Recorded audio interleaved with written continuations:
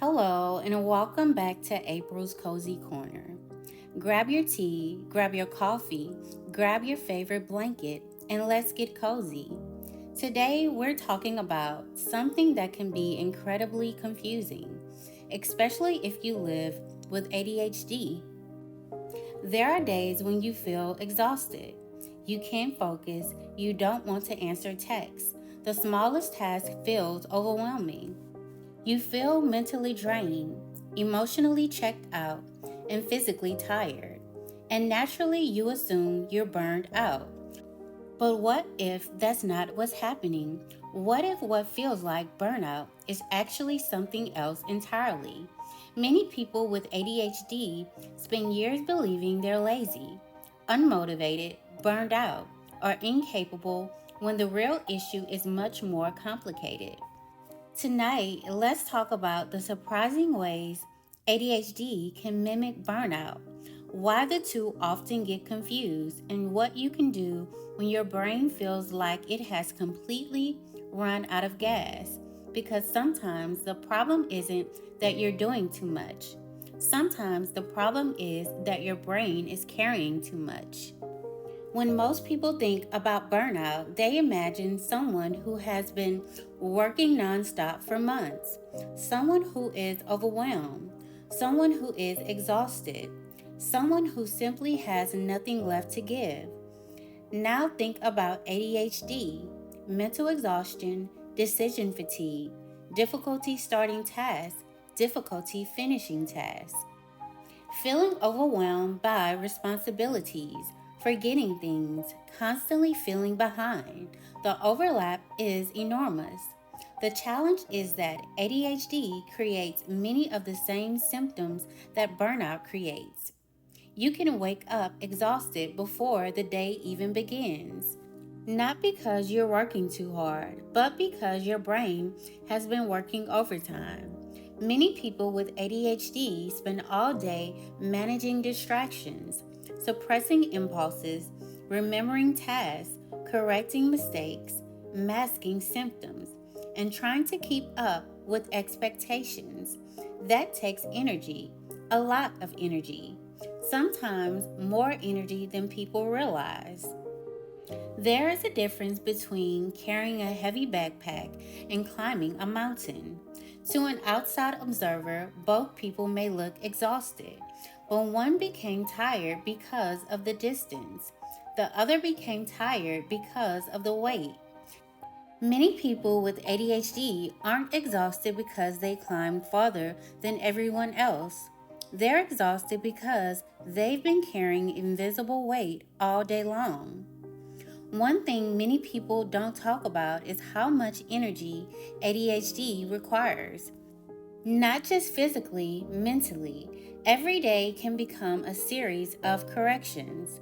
Focus, pay attention, don't forget, stay organized, finish what you started, stop procrastinating, try harder.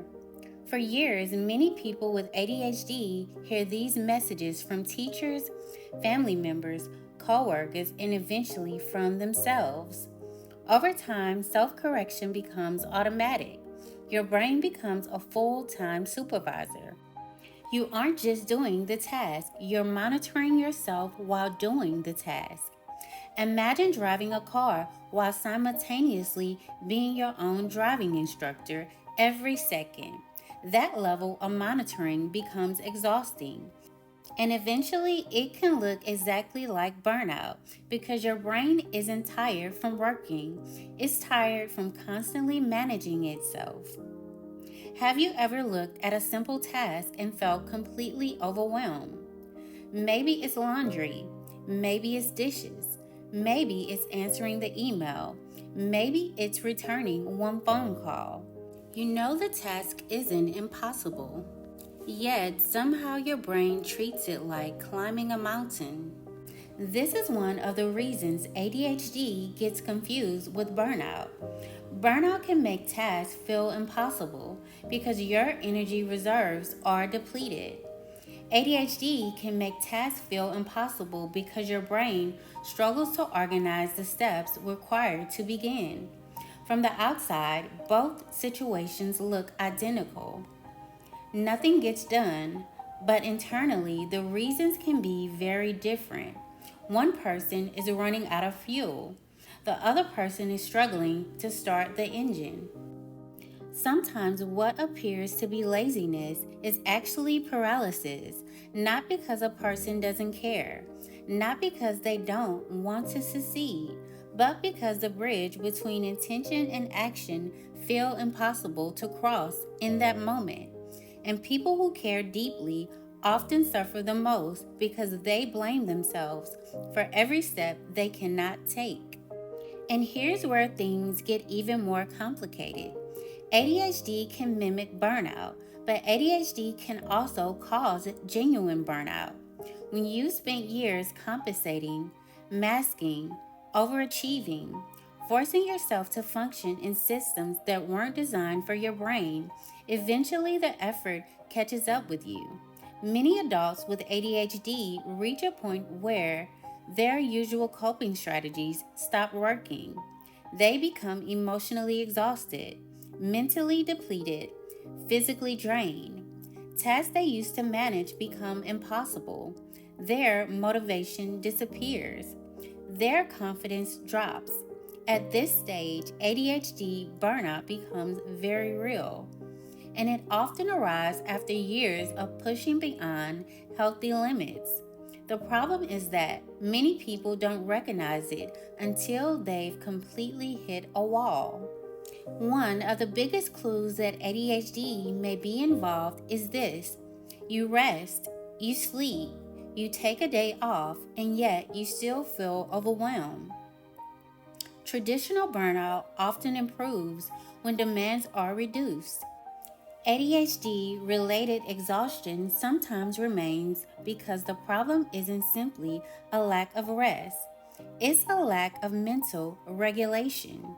Your body may be resting, but your mind is still juggling unfinished tasks, forgotten responsibilities, random thoughts, worries, ideas, reminders, and distractions. The engine never completely shuts off, and that can create a unique kind of exhaustion that sleep alone doesn't solve. When ADHD feels like burnout, many people immediately assume they need to push themselves harder. They create bigger to do lists, stricter schedules, more pressure, more guilt, more self criticism. Yet, that often makes the problem worse because a brain that is overwhelmed doesn't usually respond well to additional pressure. Sometimes, what your brain needs most is compassion. Not excuses, not giving up. Compassion. Compassion says, I'm struggling right now, but that doesn't mean I'm failing. Compassion says, my brain is overloaded and I can work with that instead of fighting it. If you've been feeling exhausted lately, if you've been wondering whether you're burned out, if you've been frustrated because rest doesn't seem to help, I hope this conversation reminds you that there may be more going on beneath the surface. Sometimes what looks like laziness is overwhelm. Be gentle with yourself, not because you don't need accountability, but because understanding creates change much more effectively than self-judgment ever will. Thank you for spending this time with me in April's Cozy Corner. I'll see you in the next one.